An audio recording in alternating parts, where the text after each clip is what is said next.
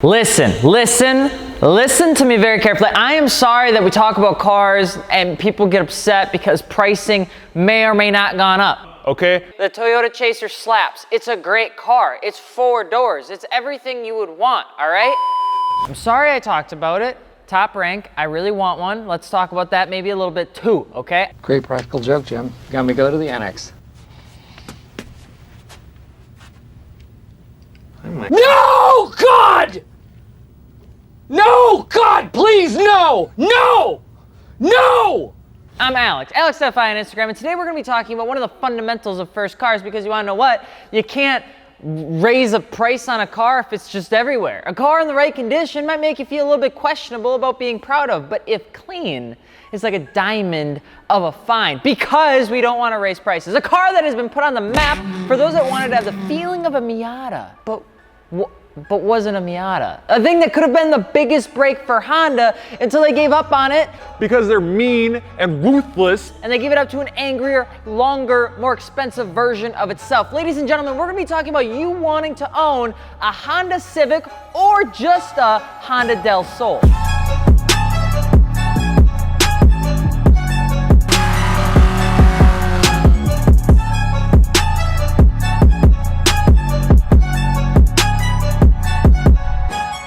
Funky little cars. And if this is your first video you're jumping into, hello, how are you? Okay, if you're looking for aftermarket wheels, tires, or suspension, be sure to hit us up over at fitmentindustries.com, where we let have everything you could possibly imagine for your newly acquired Honda Del Sol or otherwise.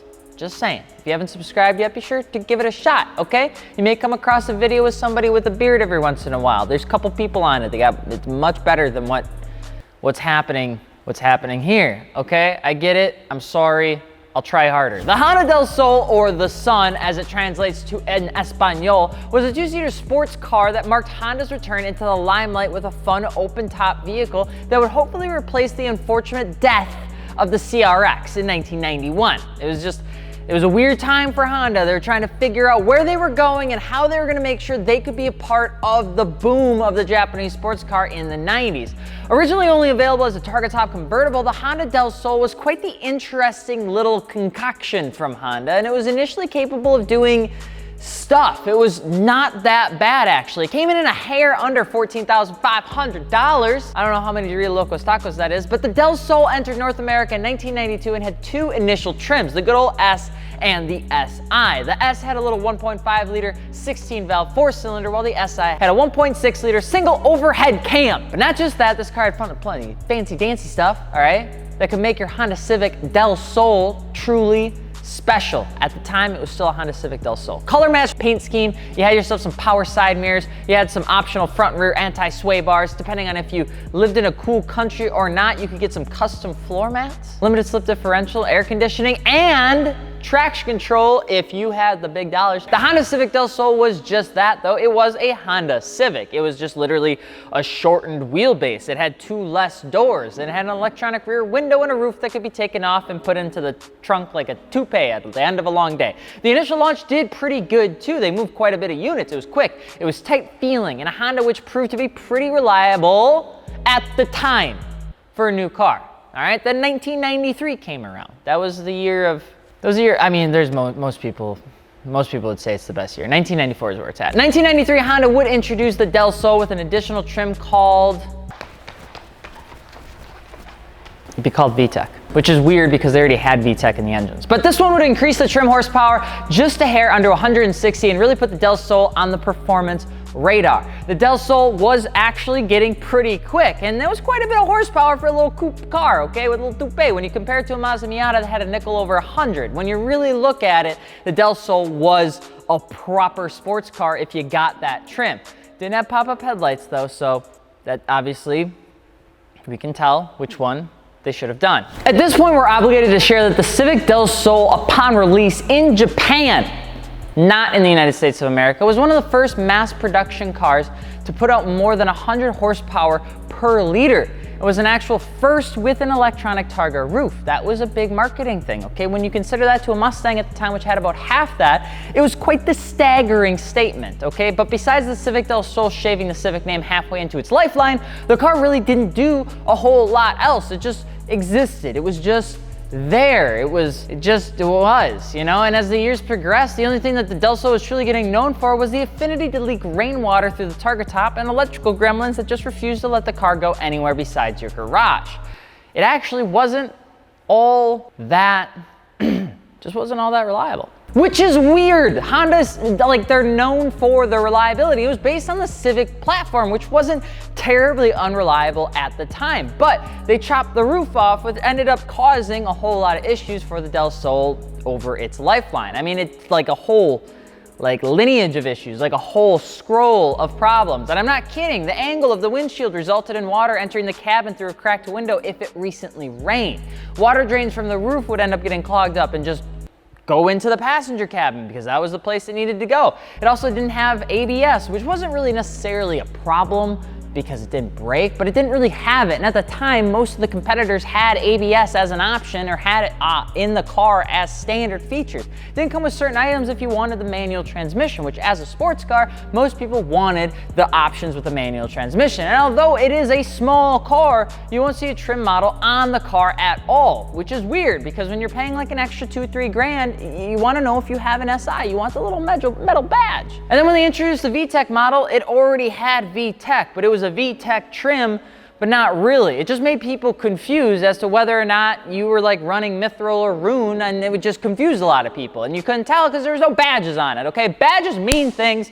It's cool. That's why people want to get the RS, so you get the little and then the and then the ba. But we're not here to talk about the Civic nor the Civic Del Sol's short history into the world, okay? We're here to talk about you wanting to own one of these bad boys. So you want a Honda Del Sol. Well, set down your Type R hat and grab your favorite terry cloth because we're about to talk about what it's like to actually own one of these mean, green, Fiero fighting machines. I'm really proud of myself, that rhymed. I should be a rapper. Lil Lloyd. The Honda Civic Del Sol is a mid-90s car that was a couple 2-3 pennies less than the competition, but still pricey enough where it never really found its market after its initial year to stay alive. It's also a car that was inevitably axed pretty much prematurely by most people would say to pave the way in space for the Honda S2000, which is a beautiful car, but with a much larger price tag and trim availability. The Del Sol, however, still has quite a few perks if you're about to jump into one of these, and it actually might be a pretty good car for you if you are a little bit shorter and you don't mind the fact that it is a small car. There's not a whole lot of space, all right? Del Sols used to be heavily modified and extremely popular in the aftermarket community. If you look back over at Super Street or any of those magazines from the 90s, you'll see them anywhere.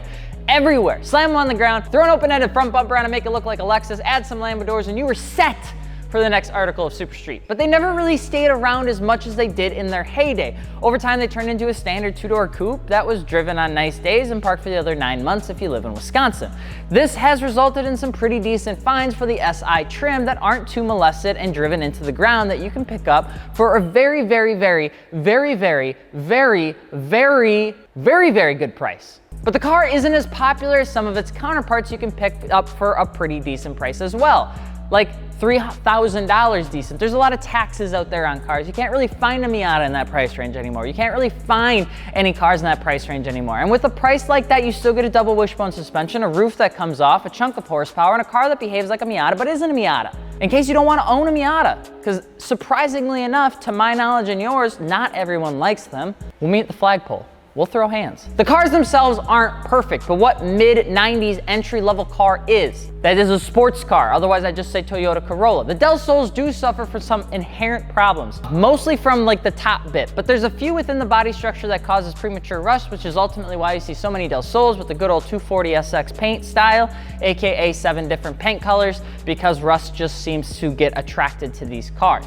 But they aren't actually bad cars, they just need a little bit of love, okay? Kind of like an 80s RX-7. You gotta help them along to stay alive. They dated a bit, but a clean respray, updated headlights, removing the wheel gap with some BC coilovers and adding some Enkis or Michelins on top of that bad boy, low profile tires, and you are set. And it looks really good. The interior seats, switch them over to Brahms, all right? Maybe get yourself a nice little Momo steering wheel, add some bing bada boom steering wheel, and then you got some speakers and stuff like that, and you got yourself a fun 90s period sports car that costs 4 times less than a 370Z, and if it's clean enough, people will with it so much. The Del Sol is a funky car with a dedicated following that was based on an incredible platform that paved the way for entry-level modifications on a car that wasn't out of this world in terms of a price tag. Because guess what? Honda Civics were pretty much what laid the baseline for a lot of this.